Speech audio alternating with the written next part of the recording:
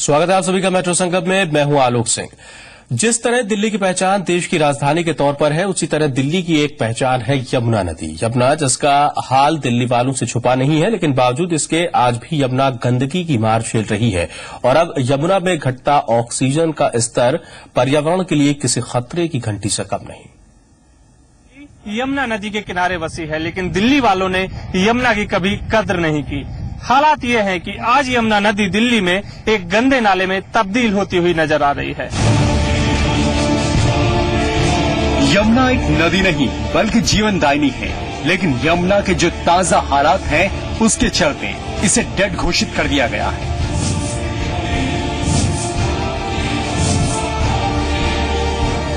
जी हाँ, यमुना में ऑक्सीजन का स्तर कम होने की कगार पर है।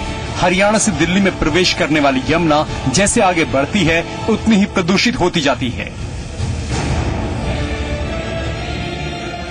जहां तक हम ऑब्जर्व कर रहे हैं ये ओखला बराज पे, कालिंदी कुंज पे, तो ये एक नदी नहीं रही है, एक नाला बन गई है। इसको डी क्लासिफाई के रूप में ही देखा जाए, एज ए सीवर। तो हालत तो नदी की बहुत ज्यादा खराब है इस वक्त। इसमें मछली जो है बड़ी नहीं हो पाती क्योंकि ऑक्सीजन नहीं है। ये दो तस्वीरें यमुना की हकीकत बयां करने के लिए काफी है। वजीराबाद बैराज से दिल्ली में प्रवेश करते वक्त यमुना का पानी एकदम साफ होता है, लेकिन जैसे जैसे यमुना आगे बढ़ती है सफेद पानी काले पानी में तब्दील हो जाता है। बरसाती नालों में से जो गंदा पानी जा रहा है, अल्टीमेटली तो उसको ट्रैप करना है और सीवेज ट्रीटमेंट प्लांट ही भेजना चाहिए। जो गंदा पानी है वो बरसाती नालों में नहीं चलना चाहिए। इसके एक वजह और भी है। यमुना करीब 1029 किलोमीटर का जो सफर तय करती है, उसमें 700 किलोमीटर के सफर में सबसे ज्यादा दिल्ली, आगरा और मथुरा में प्रदूषित होती है। और वजीराबाद बैराज से निकलने के बाद यमुना नदी कम और नाला ज्यादा नजर आती है। जो दिल्ली का पूरा गंद होता है नाले के अंदर, वो नाला इसके अंदर मिल जाता है। और वहां से लेके और जहां तक ये जा रही है वहां तक गंदगी होती हुई जा रही है। इसका करीब सफाई अभियान भी चला, इसमें भी कोई इसका उदाहरण नहीं हुआ। यमुना की इस हालत के लिए जिम्मेदार उसमें गिरने वाले दिल्ली के 18 नाले हैं, जिनसे हर रोज यमुना में करीब 450 लाख लीटर प्रदूषित पानी गिरता है। दिल्ली जल बोर्ड ने 16 सीवेज ट्रीटमेंट प्लांट लगवाए हैं, लेकिन सभी प्लांट सफेद हाथी साबित हो रहे हैं। धीरे धीरे जो भी पानी है वो इकट्ठा होके हमारे बरसाती नालों में पहुंच जाता है और यहां से जो है वो यमुना में पहुंचता है। कई प्लांट कॉलोनीज का भी जो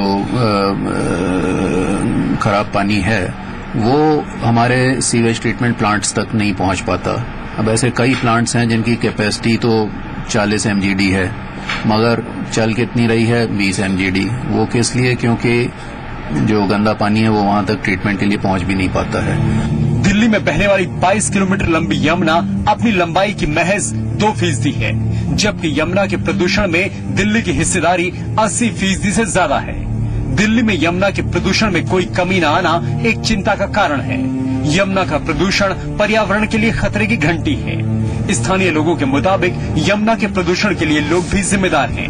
धार्मिक मान्यताओं के चलते तमाम मूर्तियों और सामग्रियों का विसर्जन नदी में किया जाता है, जिसके चलते यमुना में रासायनिक कचरा जमा हो जाता है।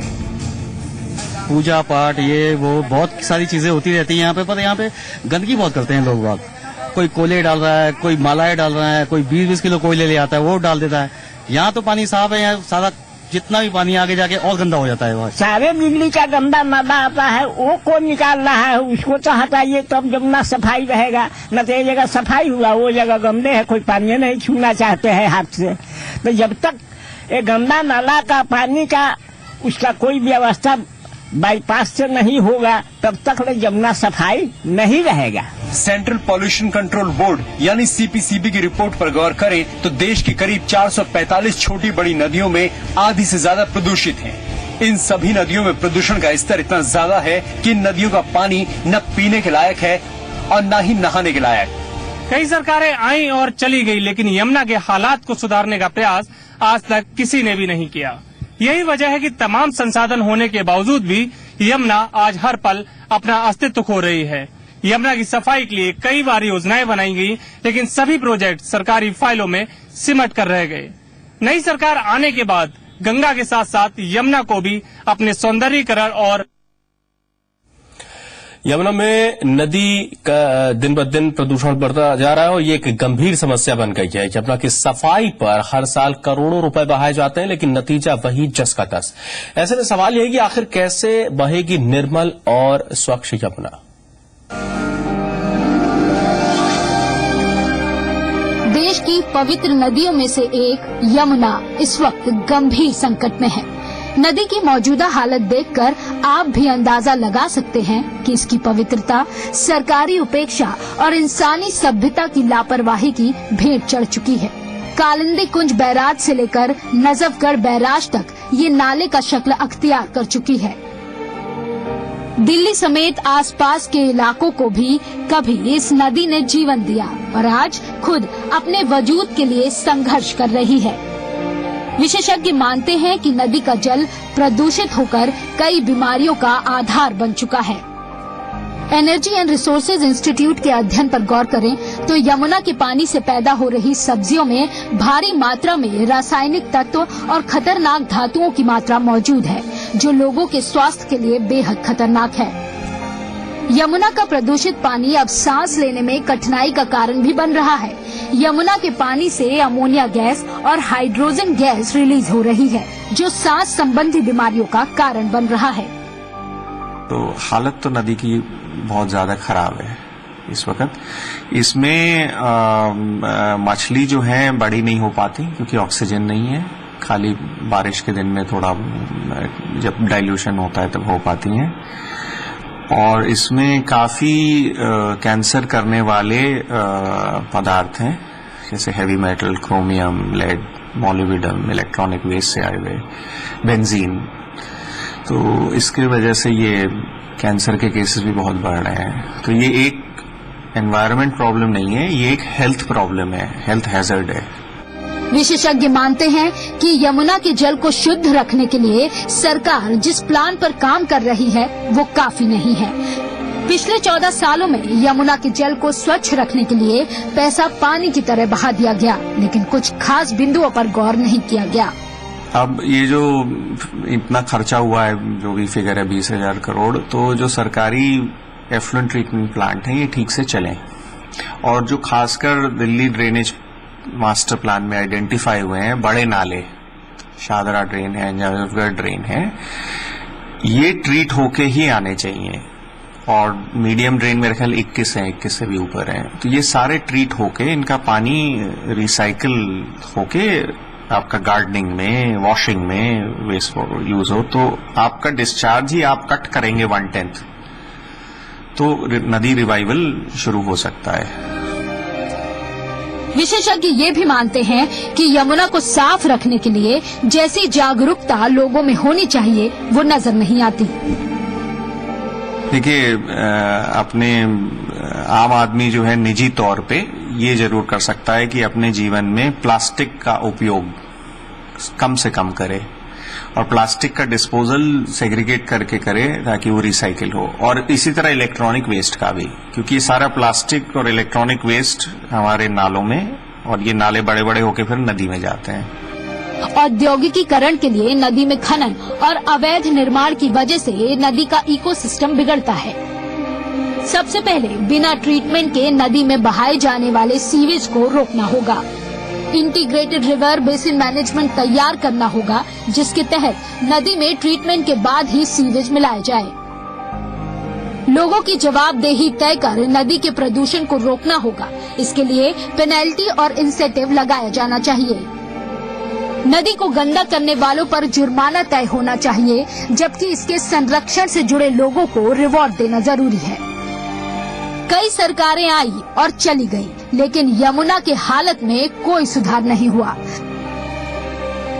तमाम संसाधन मौजूद होने के बावजूद यमुना अपना अस्तित्व खो रही है। अगर वक्त रहते इसके प्रदूषण से निपटने के लिए कारगर कदम नहीं उठाए गए तो जीवनदायिनी यमुना एक दिन विलुप्त हो जाएगी। दिल्ली से अनुज शुक्ला के साथ ब्यूरो रिपोर्ट, जी मीडिया। गृहमंत्री राजनाथ सिंह ने आज दिल्ली पुलिस हेडक्वार्टर का जायजा लिया। गृहमंत्री बनने के बाद पहली बार राजनाथ दिल्ली पुलिस हेडक्वार्टर गए, जहां उन्होंने Delhi police commissioner BS Bassi और बाकी पुलिस अधिकारियों से मुलाकात कर कानून व्यवस्था पर चर्चा की। बैठक में दिल्ली पुलिस को ज्यादा जवाबदेह और ज्यादा आधुनिक बनाने को लेकर बातचीत हुई। उत्तर प्रदेश की बिगड़ती कानून व्यवस्था पर भी चर्चा हुई। राजनाथ ने कहा कि यूपी पर सरकार नजर बनाए हुए है।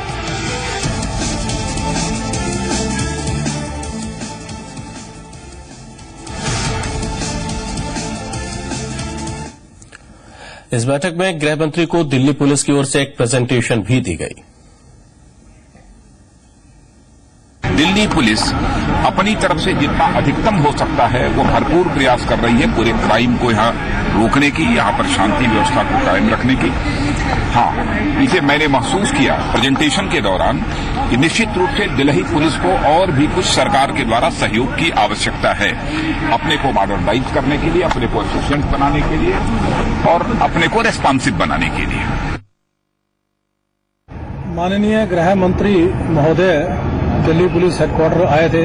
हमने जो दिल्ली पुलिस के ऊपर में एक प्रेजेंटेशन उनके सामने पेश की, जिसमें दिल्ली की क्राइम सिचुएशन, दिल्ली पुलिस द्वारा जो अन्य कई कार्रवाइयां की जा रही हैं उनके बारे में उनको विस्तृत जानकारी दी गई और जो उसमें हमने मुद्दे उसमें रेज किए थे उनको उन्होंने समझा और उसके बाद में उन्होंने हमारा मार्गदर्शन किया।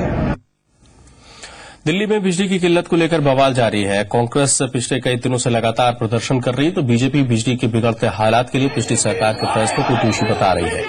केंद्रीय ऊर्जा मंत्री पीयूष गोयल दिल्ली में बिजली सप्लाई को जल्द ही दुरुस्त करने का दावा किया है। उन्होंने कहा है कि जिन वितरण कंपनियों का काम ठीक से नहीं चल रहा, जिनकी शिकायतों का निपटारा वक्त पर नहीं हो रहा, उन पर पेनल्टी और सजा के लिए दिल्ली के गवर्नर से अपील की गई है। पीयूष गोयल ने कहा कि जिन वितरण कंपनियों की गलती पाई जाए उन पर पेनल्टी और सजा का प्रावधान हो। यह अपील दिल्ली के राज्यपाल नजीब जंग से की गई है।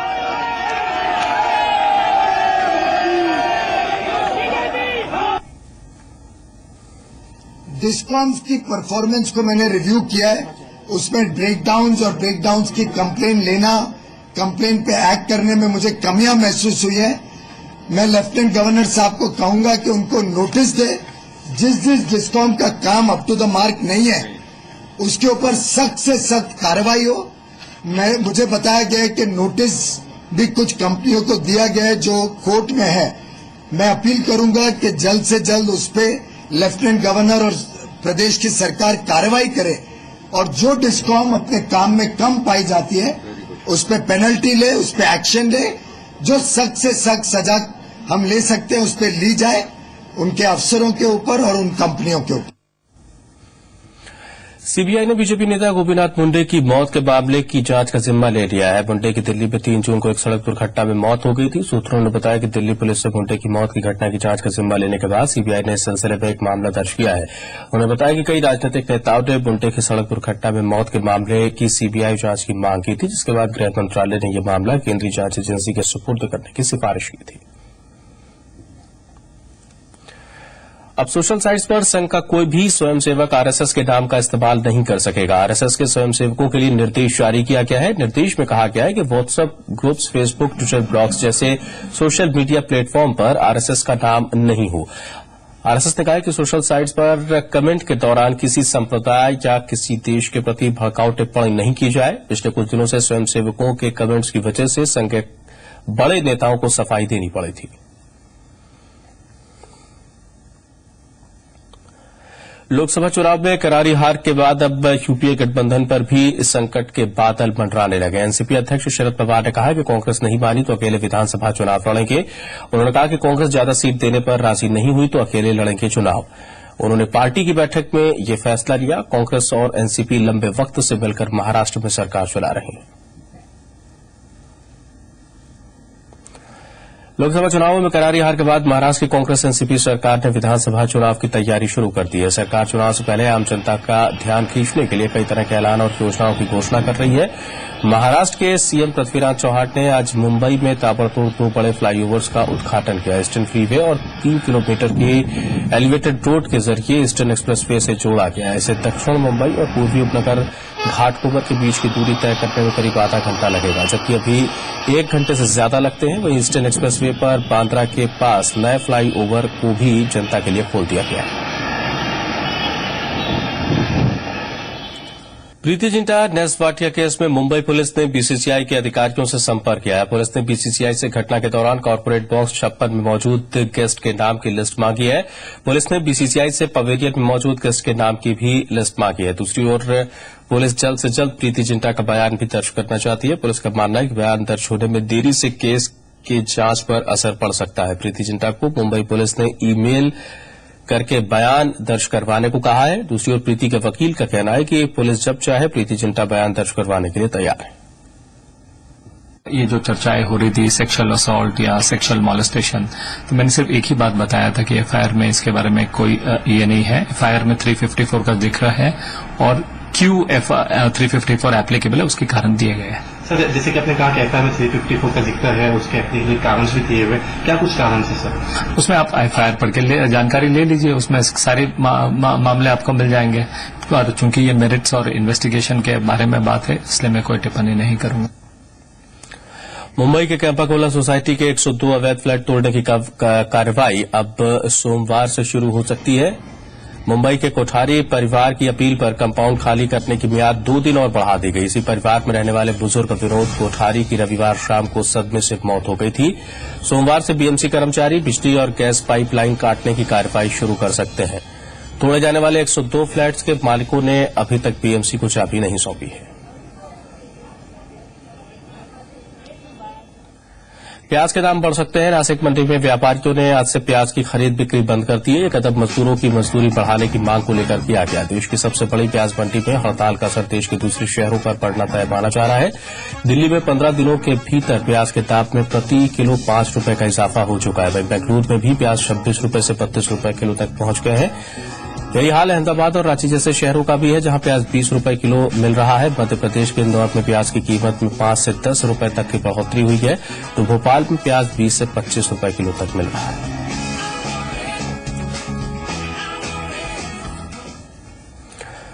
और अब बात महंगाई की रफ्तार थमने का नाम नहीं ले रही। मई महीने में थोक महंगाई दर 6% के पार पहुंच गई। महंगाई में बढ़ोतरी ने आम आदमी के माथे पर एक बार फिर से चिंता की लकीरें खींच दी हैं। एक के बाद एक टूट रही है आस। महंगाई से मुक्ति का नहीं है कोई इलाज। महंगाई की मार से बेहाल आम आदमी को उम्मीद थी कि मोदी सरकार कम से कम महंगाई से राहत जरूर दिलाएगी, लेकिन महंगाई से अब भी राहत मिलती नहीं दिख रही है। और देश की आम जनता सरकार से यही सवाल पूछ रही है कि क्या उनके पास महंगाई को खत्म करने का कोई इलाज नहीं है। महंगाई की महामारी ऐसी फैली है कि इसने अब आम जरूरत की सब्जियों को भी अपनी चपेट में ले लिया है। ताजा जारी आंकड़ों के मुताबिक मई महीने में थोक महंगाई दर में बढ़ोतरी दर्ज की गई है। मई में थोक महंगाई दर बढ़कर 6.01% हो गई है। वहीं अप्रैल में थोक महंगाई दर 5.2% रही थी। मई में थोक महंगाई दर दिसंबर 2013 के बाद से अपने उच्चतम स्तर पर पहुंच गई है। महीने दर महीने आधार पर मई में खाने पीने की महंगाई दर 8.64% से बढ़कर 9.5% रही। महीने दर महीने आधार पर मई में प्राइमरी आर्टिकल्स की महंगाई दर 7.06% से बढ़कर 8.58% रही। इधर थोक महंगाई दर में इजाफे के बाद आम आदमी बेहद निराश है। महंगाई इस समय पूरे भारत की सबसे बड़ी समस्या है और मैं समझता हूँ जहाँ तक कि जो पिछली सरकार की बुरी तरह पराजय हुई उसका एक प्रमुख कारण महंगाई ही था। पिछली सरकार जो है इसी महंगाई के मुद्दे पर ही जो है वो डगमगा गई या नीचे आ गई। मोदी सरकार नई बहुमत से या अच्छे बहुमत से आई हुई है। हम चाहते हैं कि वो जनता के लिए काम करे। खाद्यान्न में महंगाई बढ़ रही है तो क्यों बढ़ रही है? इसके लिए फूड डिपार्टमेंट है। अगर जमाखोरी हो रही तो उसको रोकिए आप जो है। महंगाई के ताजा आंकड़ों ने रिजर्व बैंक के लिए भी मुश्किल बढ़ा दी है। महंगाई ने ब्याज दरों में कटौती की उम्मीद तकरीबन खत्म कर दी है। ऐसे में नई सरकार द्वारा जब तक सप्लाई में सुधार और जमाखोरी पर लगाम लगाने पर रणनीति तैयार नहीं की जाती, तब तक महंगाई पर काबू पाना संभव नहीं है। ब्यूरो रिपोर्ट, जी मीडिया।